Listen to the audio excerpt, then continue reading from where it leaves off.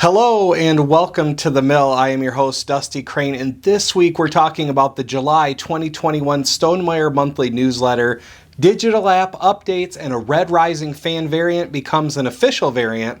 Let's get to it. Right off the bat here, we got a shiny new monthly newsletter to look over, so let's start there. The lead in this update was that anyone who pre-ordered their copy of Secrets and Soirees should now have their copy, if not in their hands, at least in transit to them. So that's great news for the Between Two Castles expansion and those of you who have been looking forward to getting that new content into your game. Also, Jamie invited folks to come play board games at his favorite convention, Geekway to the West. Tickets are on sale for that now, and that convention runs October 5th through 7th. In my opinion, though, the biggest information in this update was a little bit buried in the bullet points. The first of those is that Rolling Realms will be talked about in next month's newsletter. The official retail version of Jamie's infinitely scalable roll and write that was designed in the early days of the COVID pandemic will then have a pre-order in September.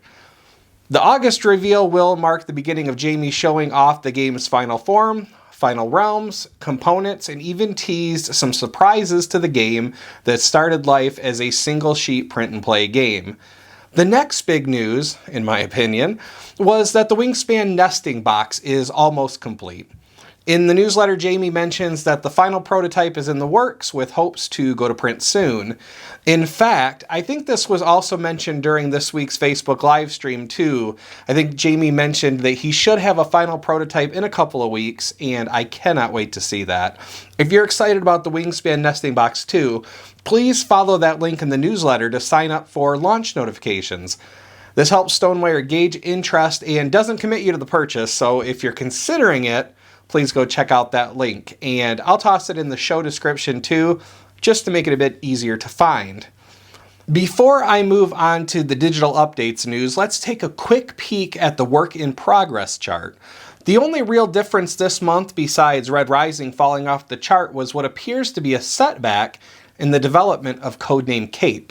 Development and blind playtesting were yellow last month, but are both back to red this month, which may indicate that early playtest revealed something that needed some work, and if that is what happened, we shouldn't worry too much about that. There's a quote attributed to Nintendo video game designer Shigeru Miyamoto that says it best. "A delayed game is eventually good, but a bad game is bad forever, so this is actually good news." Yeah, I'm going to go with that. This is good news for Codename Cape. Or a mistake. That happens too. Let's get on to the digital news, shall we? It was a very big week for digital Stonemaier Games news. First, Tapestry has gone into alpha testing over on BoardGameArena.com. Jamie shared this on his Instagram too, where he mentioned that there were a few little areas that needed work that he encountered, but otherwise it played really well, and I agree.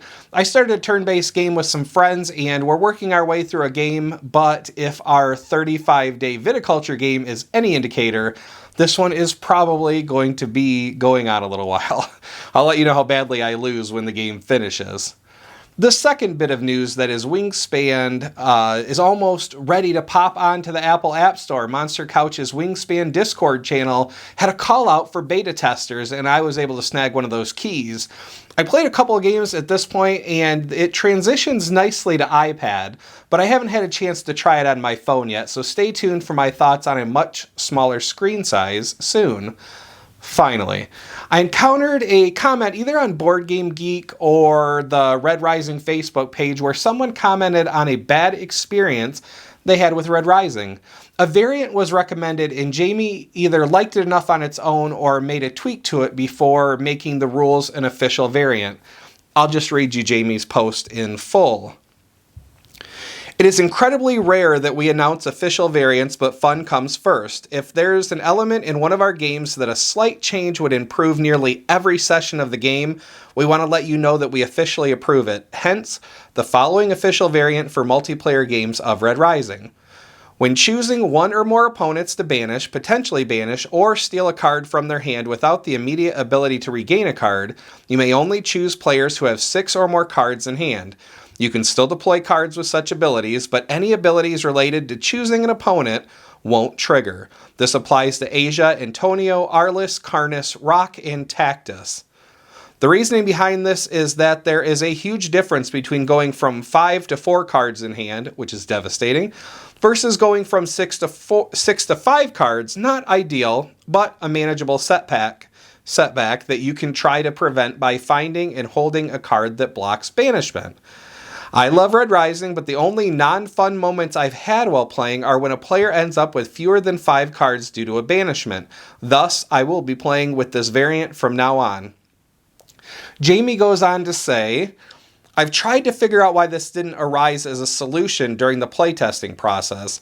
I think it's a combination of there only being 5 cards that banish in this way, and all 5 cards are designed so that you're not really advancing your own game by deploying them. I'm not fully satisfied with that answer, and I'll continue to look for unfun outliers like this while designing games. This variant is just a tad different on the Stonemaier Games website where this additional bit of information is shared.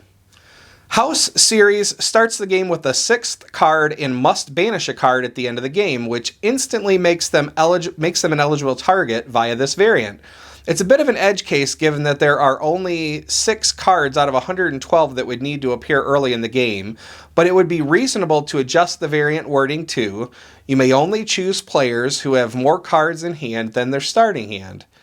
That then makes the variant rule, when choosing one or more opponents to banish, potentially banish, or steal a card from their hand without the immediate ability to regain a card, you may only choose players who have more cards in hand than their starting hand.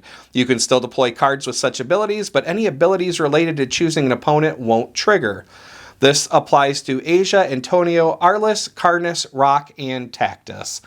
I swore I'd never mention Rock on camera again since someone laughed at my pronunciation last time, so let's do this. If you think I mispronounced that name, please let me know the correct pronunciation in the comments. And that's all I have for you this week. Thanks for joining me here at the Mill. If you're in the States, you're likely celebrating the 4th of July this weekend, so happy Independence Day to my fellow Americans and any of our friends who would celebrate with us.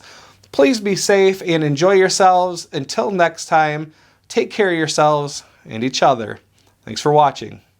Bye. Before I move on to the digital updates news, let's take a quick peek at the work. I couldn't hear what you said. Thank you, Siri.